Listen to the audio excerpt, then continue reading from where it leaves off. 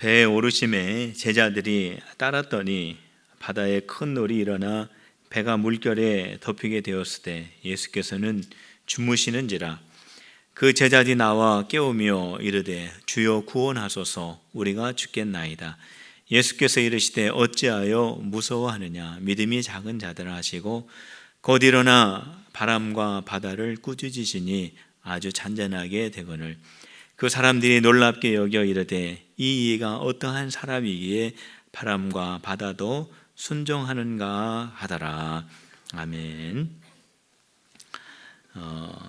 제가 2010년도에 가정여행으로 통영 아래에 있는 그 소매물도라고 하는 그 섬에 가려고 한 적이 있었습니다. 그곳에 경치가 굉장히 아름답고 또 통영에서 소매물도까지 가는 그 뱃길이 한 거진 1시간 정도 되는데 그 가는 그 뱃길도 참 경치가 아름답기 때문에 방문하기로 그렇게 했었습니다. 그런데 가기로 한 날 통영에서죠, 아침에 비가 내리기 시작하는 겁니다. 비가 좀 많이 왔습니다. 근데 저희 아내하고 세 자녀들은요, 배를 무서워합니다. 배 타고 바다 나가는 것을 무서워해요. 그런데 비까지 오니까 가려고 하겠어요? 안 간다고 하죠. 가지 말자고 아침부터 얼마나 저에게 그렇게 말을 했는지 모릅니다. 이렇게 비가 오고 그러는데 배를 타면 어떡하냐고 그렇게 이야기를 했어요. 제가 그랬습니다. 아니, 서울에서 통영 오는 것도 힘들고 또 이 소매물도가 그렇게 좋다고 하는데 이번에 기회가 아니면 언제 구경하겠냐, 우리 가자 해가지고 우리 가족들을 억지로 제가 끌고 배에 이렇게 태웠어요. 배에 딱 탔는데 이 아내하고 아이들이 골이 났어요. 골이 나가지고 저하고 같이 안 앉았습니다. 저쪽에 앉고 저는 보니까 사람들이 또 배에 많이 있었어요. 그래가지고 자리를 찾아가지고 저 앞쪽에 이렇게 앉았습니다. 바깥을 이렇게 보니까 비가 많이 와요. 탈 때보다 많이 옵니다. 그래도 뭐 사람들이 이렇게 꽉 찼으니까 뭐 안전하겠지. 또 배도 간다고 하니까 그렇게 가는 거겠지 하고 이렇게 생각을 했는데 이 배가 바다로 이렇게 나가니까요, 이 파도가 치면서 배가 흔들리기 시작하는데 그때 말은 안 했지만 속으로 괜히 왔구나 하는 그런 생각을 했습니다. 근데 이 바다로 더 나가니까요, 배가 본격적으로 흔들리기 시작하는데 이 파도가 치면서 이 배가 이렇게 좌우로 흔들려야 되잖아요. 근데 이 배가 올라갔다 내려갔다 하는 겁니다. 얼마나 많이 흔들렸는지 몰라요. 바람까지 불면서 이 바닷물이 배의 창문을 때리기 시작하는데 참 무섭더라고요. 그런데 제 옆에 남자 한 분이 앉아 계셨습니다. 그리고 그 앞에는 그 남자분의 부인 되시는 분이 두 딸하고 같이 앉아 있었어요. 근데 내가 눈치를 보니까 우리 가족하고 상황이 비슷한 것 같아요. 이 남자분도 이 자녀들을 억지로 배에 태운 것 같아요. 배가 파도에 흔들 때마다 이 아내 되시는 분이 구둣발로 그 남편의 정강이를 찹니다. 내가 안 탄다고 했는데 왜 타자고 해가지고 하면서 발길로 팍 차는 거예요. 그럼 이 남자는 뭐 아무 말도 없고 그냥 맞고만 있는 거예요. 그리고 배가 한번 위로 올라갔다가 내려가면은 내가 안 탄다고 했는데 타자고 그냥 발길로 한번 딱 차고. 그 제가 봤을 때 참 발길로 많이 맞았어요. 그러면서 제가 옆에서 속으로 그렇게 생각했습니다. 떨어져 앉기를 참 잘했다. 배가 얼마나 요동을 쳤는지 모릅니다. 그래가지고요, 결국 어떻게 됐냐면 그 배가 소매물도에 못 갔어요. 가다가 선장이 방송이 나왔어요. 도저히 파도가 쳐가지고 이 배를 소매물도에 댈 수가 없기 때문에 다시 돌아갑니다 하고 그렇게 광고가 나와가지고 못 갔어요. 그 심한 풍랑 속에서 하나님이 지켜주셔가지고 제가 여러분들을 볼 수 있게 된 줄로 믿으시기를 바랍니다. 오늘 우리가 읽은 이 말씀을 보면은 제자들이 풍랑을 만난 사건이에요. 저는 이 본문을 읽으면은 그때 제가 풍랑 만난 사건이 늘 그렇게 생각이 나고 우습기도 하고 그렇게 기억이 나서 말씀을 드립니다. 오늘 본문에 보면은 그 예수님과 제자들이 배를 타고 갈릴리 바다를 건너가다가 큰 풍랑을 만나게 됩니다. 23절과 24절에 보면은 거기에 그렇게 되어 있죠. 같이 한번 읽어봅시다. 23절, 24절 시작. 배에 오르심에 제자들이 따랐더니 바다에 큰 놀이 일어나 배가 물결에 덮이게 되었으되 예수께서는 주무시는지라 이렇게 되어 있어요. 배를 타고 가다가 풍랑 만나는 거는요 별일 아닙니다. 사실 특별한 일 아니에요. 바다에 풍랑이 일어나는 것이 뭐가 그렇게 특별한 일이겠어요? 당연한 일이죠. 더군다나 갈릴리 바다는 갈릴리 바다라고도 할 수 없습니다. 거기는 호수죠. 지중해 바다보다 해발 200m가량이 낮은 지형에 위치해 있습니다. 그리고 이스라엘이라고 하는 나라는 낮에는 덥지요. 그리고 저녁은 춥습니다. 이 온도 차가 심하기 때문에 이 갈릴리 바다에는요 갑작스러운 풍랑이 일어나기로도 유명한 곳이기도 합니다. 그렇기 때문에 갈릴리 바다를 지나가다가 풍랑을 만난다 특별한 일은 아닙니다. 그런데 문제는 뭐냐면 예수님과 함께 건너가고 있는데 풍랑을 만났다는 것이 문제가 되는 거예요. 제자들이 탄 그 배 안에 누가 계셨어요?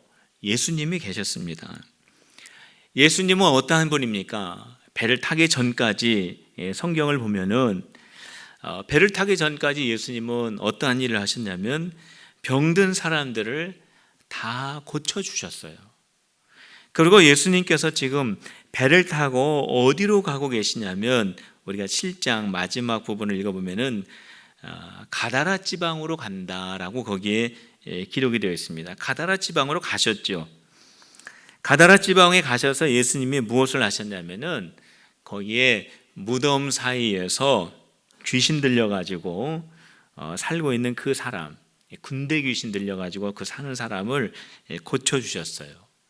그러니까 예수님은 배 타기 전에도 사람 고쳐주시는 하나님의 일을 하셨고 또 지금도 배를 타고 가시면서 하나님의 일을 하시기 위해서 지금 배를 타고 가고 계신 겁니다.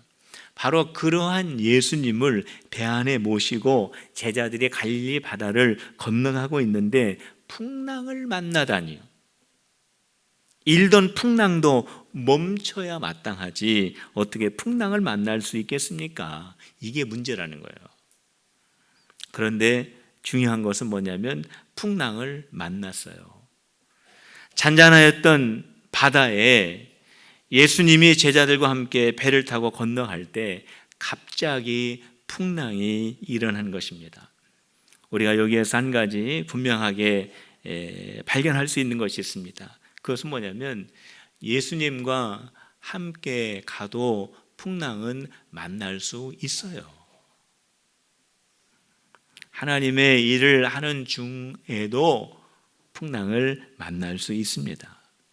우리들은 어떻게 생각하냐면 우리가 예수님 잘 믿으면 풍랑은 안 일어나야 한다라고 생각을 합니다.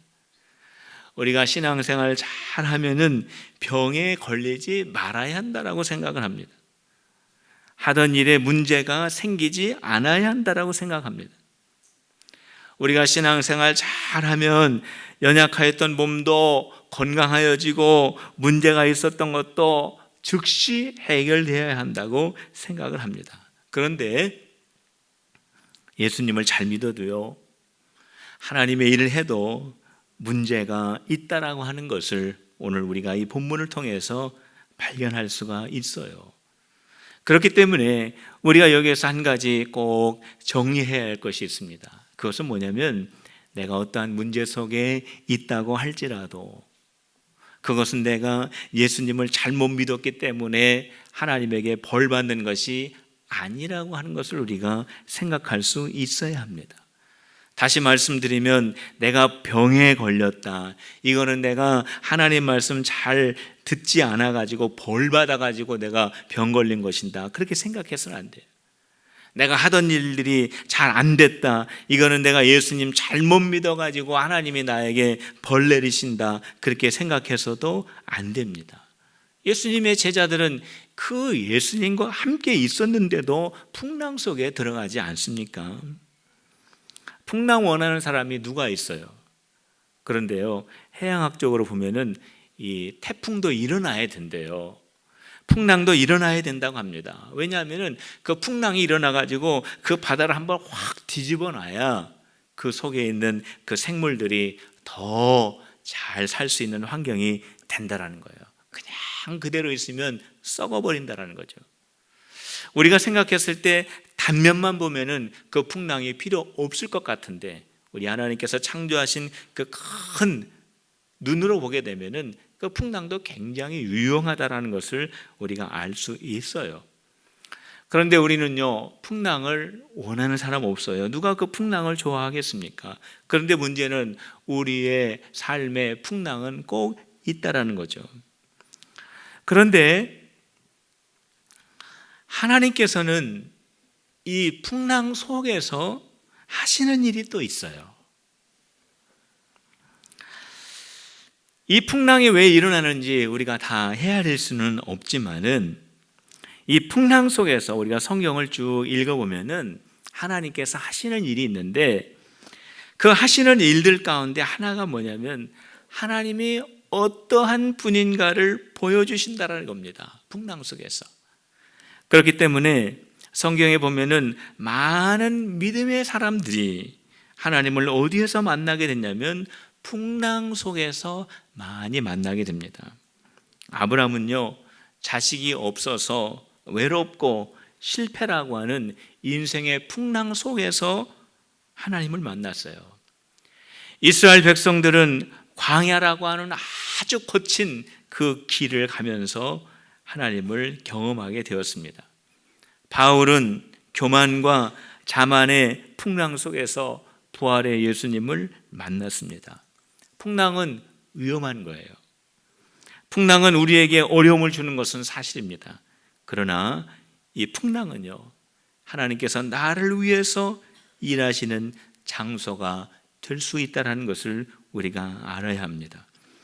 풍랑 속에 있을 때 제자들이 어떻게 했습니까? 오늘 성경 말씀에 보면은 굉장히 두려워했습니다. 배 안에 주무시던 예수님을 깨우면서 예수님, 우리 다 죽어요. 배 다 깨졌습니다. 우리 다 물속으로 가라앉아서 우리 다 죽게 되었습니다. 예수님 좀 일어나 보세요. 우리 좀 살려주세요. 라고 그렇게 제자들이 하면서 큰 두려움에 사로잡혔다는 것을 우리에게 보여줍니다. 우리 25절 말씀 한번 같이 읽어봅시다. 25절 시작. 그 제자들이 나와 깨우며 이르되 주여 구원하소서, 우리가 죽겠나이다. 우리 죽을 지경입니다. 우리 다 죽습니다. 배 다 깨집니다. 그때 예수님께서 일어나셔가지고 제자들에게 뭐라고 말씀하셨냐면요, 왜 이렇게 무서워하냐 그러셨어요. 26절에 있죠. 26절 같이 읽어봅시다. 시작. 예수께서 이르시되 어찌하여 무서워하느냐, 믿음이 작은 자들아 하시고. 26절 우리 전반부만 읽었습니다. 우리 전반부만 읽었는데, 사랑하는 제자들이 큰 풍랑을 만났어요. 그래서 제자들이 두려워가지고 예수님을 막 깨우면서 우리 어떡하냐고 지금 막 애원을 하고 있습니다. 그러면 예수님께서 일어나셔가지고 제자들 보고 그래 얼마나 무서웠냐 이렇게 좀 위로도 좀 해주시면서 그렇게 해야 맞는데, 뭐가 그렇게 무섭다고 그러냐, 왜 이렇게 믿음이 없냐라고 그렇게 예수님이 말씀하셨어요. 풍랑 보고 두려워하는 게 잘못인가요? 풍랑 보고 두려워하는 거 잘못 아닙니다. 두려운 환경을 보고 두려워하는 것은요, 정상이에요. 두려운 환경 속에서 두려워하지 못하는 것이 오히려 문제지요. 그런데 왜 예수님께서 왜 두려워하냐고, 왜 그렇게 믿음이 없냐고 그렇게 말씀하셨을까요? 그 이유가 있습니다. 그 이유는 뭐냐면 예수님께서 제자들에게 기대하시는 것이 있었어요. 두려워할 수밖에 없는 그 환경 속에서 두려워하고 떨고 걱정하고 우리 다 죽게 되었네, 우리 어떻게 하면 좋은가 라고 하는 생각은 가질 수 있지만 예수님께서 제자들에게 기대하는 것이 있는데 그것은 뭐냐면 그러한 감정은 가질 수 있지만 그러한 감정에서 넘어서 제자들이 믿음 갖기를 우리 예수님께서 기대하셨다는 거예요. 왜 이러한 믿음을 기대하셨냐면 지금 예수님께서 제자들과 그 배 속에서 풍랑 속에서 함께 계시기 때문이에요. 제자들과 함께 하신 그 예수님이 어떤 예수님입니까? 물론 지금 공생의 초기에 제자들이 예수님에 대해서 충분하게 이해하지는 못했지만 배를 타기 전에 예수님과 제자들이 어떠한 일을 했어요? 거기에서 예수님은 불치의 병을 다 고쳐주었습니다. 그리고 산상수훈의 말씀에 있는 것처럼 이제까지 들어보지도 못했던 하나님의 귀한 말씀을 통해서 그들이 위로도 받고 그들이 힘을 얻고 그들이 영적인 지혜도 얻고 그러한 일들이 많이 있었어요. 예수님께서 제자들이 그런 것들 다 보여주셨습니다. 귀신이 떠나가는 것도 보여주시고 병 낫는 것도 보여주시고 하나님의 감추었던 진리의 말씀도 보여주시고 가르쳐주시고 제자들이 가까이에서 예수님을 다 경험하고 보고 느꼈어요. 짧은 기간이지만. 그래서 예수님의 마음속에는 그러한 기대하는 마음이 있었어요. 너희들이 그것을 들었고 너희들이 그것을 봤고 너희들이 그것을 경험하였기 때문에 이 풍랑 속에 있다고 할지라도 제자들이 물론 두려워할 수 있습니다. 그러나 두려워하는 마음으로 끝나는 것이 아니라 거기에서 그러한 일을 행하신 그 예수님을 바라보면서 예수님께서 행하신 그 일들을 기억하면서 그 예수님을 의지하고 그 예수님을 기대하는 이 풍랑 속에서 예수님이 어떻게 역사하실 것인가라고 하는 기대하는 마음을 갖기를 예수님이 제자들에게 원하셨다는 거예요. 그것이 바로 믿음이죠. 우리가 바다에서만 풍랑을 만나는 것이 아니라 인생을 항해할 때도 풍랑을 만납니다. 많이 만납니다. 그때마다 예수님이 나와 함께 하심을 잊지 않는 성도들이 되시기를 주님의 이름으로 축원합니다. 그 순간에 풍랑 속에서 있을 때 이제까지 예수님이 나에게 어떻게 역사하셨는지를 우리가 생각할 수 있어야 돼요. 예수님의 제자들은 지금 공생의 초기에 있었기 때문에 지금 예수님이 어떠한 분이라는 것을 충분히 이해하지 못하지만 우리는 다르지 않습니까? 우리는 수십 년 동안, 우리는 이제까지 살아오는 동안 예수님을 듣고 예수님을 경험하고 예수님이 어떻게 역사하셨고 그동안 경험해왔던 많은 풍랑 속에서 예수님의 나를 어떻게 구원해 내셨는지 우리가 경험하지 않았습니까? 우리가 풍랑 속에 있을 때 예수님의 나를 어떻게 보호하시고 어떻게 구원하시고 어떻게 인도하셨는지를 기억해야 합니다. 그리고 그 속에서 그렇다면은 지금 내가 겪는 이 풍랑 속에서 하나님이 어떻게 역사하실 건가를 기대하는 마음, 바로 그것이 예수님이 우리에게 요구하는 믿음이죠. 바로 그러한 믿음을 우리가 가져야 합니다. 바로 예수님의 행하신 그 일들을 생각하고 예수님께서 나를 어떻게 구원하실 건가를 기대하는 그 믿음 갖는 필그림이 되시기를 주님의 이름으로 축원합니다. 바울이 로마로 호송되어지는 과정이에요. 배를 타고 가다가 큰 풍랑을 만나죠. 이 풍랑으로 인해서요, 그 배 안에 있는 사람들이요, 먹지도 못합니다. 살 소망마저 다 잃어버리게 되었어요. 우리는 이 풍랑 속에서 도저히 헤어나올 수가 없다라고 그들이 절망하고 낙심하고 그들의 두려움 속에 아주 붙잡혀서 어찌할 바를 모르고 있었을 때 바울이 그 사람들에게 이렇게 말해줬습니다. 내가 너희를 권하노니 이제는 안심하라. 너희 중 아무도 생명에는 아무런 손상이 없겠고 내가 속한 바 곧 내가 섬기는 하나님의 사자가 어젯밤에 내 곁에 서서 말하되 바울아 두려워하지 말라. 내가 가이사 앞에 서야 하겠고 또 하나님께서 너와 함께 항해하는 자를 다 내게 주셨다 하셨으니 그러므로 여러분들이여 안심하라. 나는 내게 말씀하신 그대로 되리라고 하나님을 믿노라 그랬습니다. 결국 바울이 탄 배는요 14일째 바다 풍랑 속에서 표류하다가 그 배에 타고 있었던 276명과 함께 멜리데라고 하는 섬에 무사하게 구조하게 되었습니다. 두려운 환경 속에서 두려워하는 것은요 정상입니다. 그런데 중요한 것은 뭐냐면 예수님이 그 환경 속에서 나와 함께하고 계시다라고 하는 것을 잊지 않는 것이 중요해요.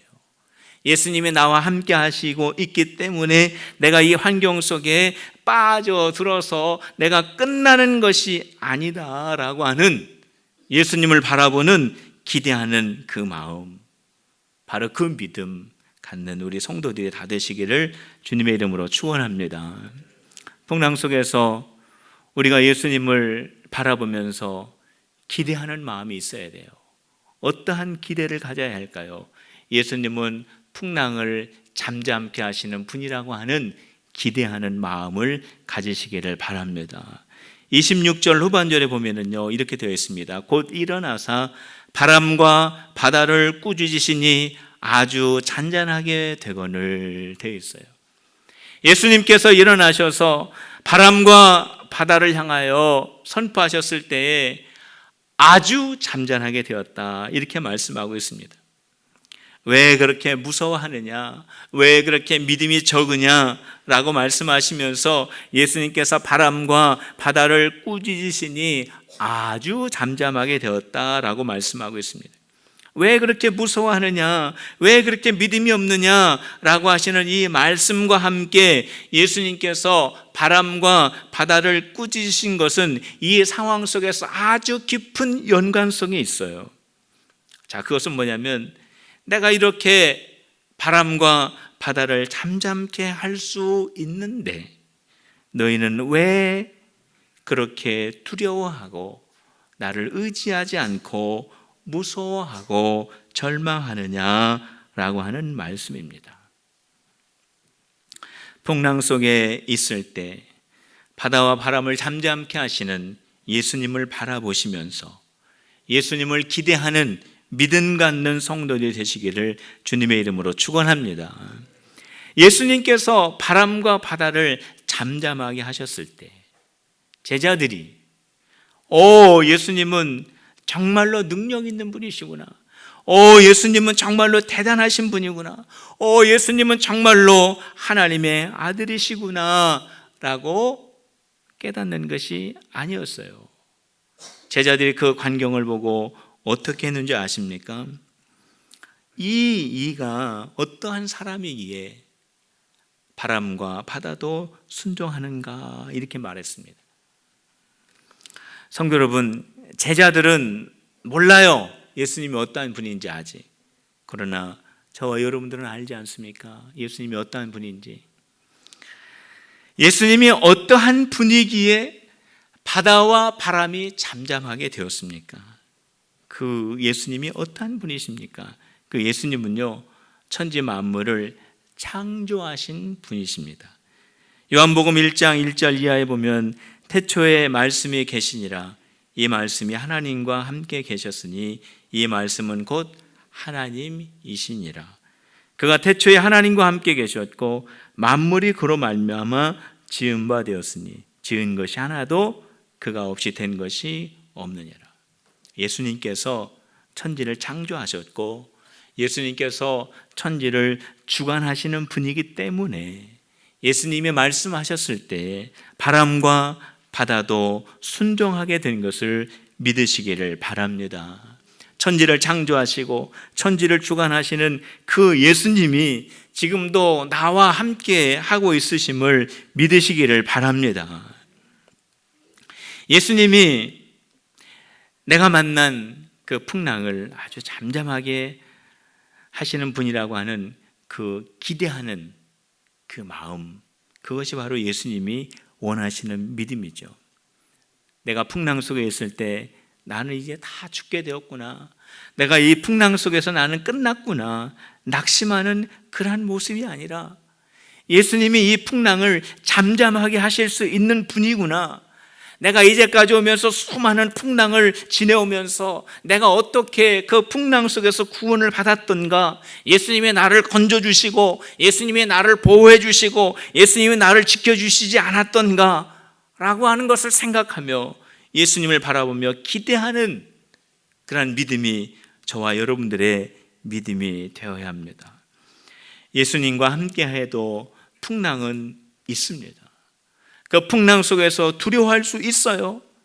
그러나 저와 여러분들은요, 두려워하는 것으로 끝나는 것이 아니라 이 풍랑과 바다를 잠잠케 하시는 예수님이 지금 나와 함께 하심을 믿고 그 예수님께서 이 속에서 어떻게 행하실 것을 기대하는 그 믿음을 가지고 주님 앞에 설 수 있는 우리 모든 성도들이 다 되시기를 주님의 이름으로 축원합니다. 기도하시겠습니다. 오늘 이 시간 우리 하나님 앞에 기도합시다. 하나님, 내가 지금 풍랑 속에 있습니다. 그러나 풍랑 속에서 잠잠하게 하실 분은 오직 예수님, 그 예수님을 기대하며 예수님을 향한 그 믿음 갖기를 원합니다. 우리 그 믿음 달라고 우리 하나님 앞에 간절히 한 음성으로 기도하시겠습니다. 할렐루야. 하나님 아버지 감사합니다. 저희들이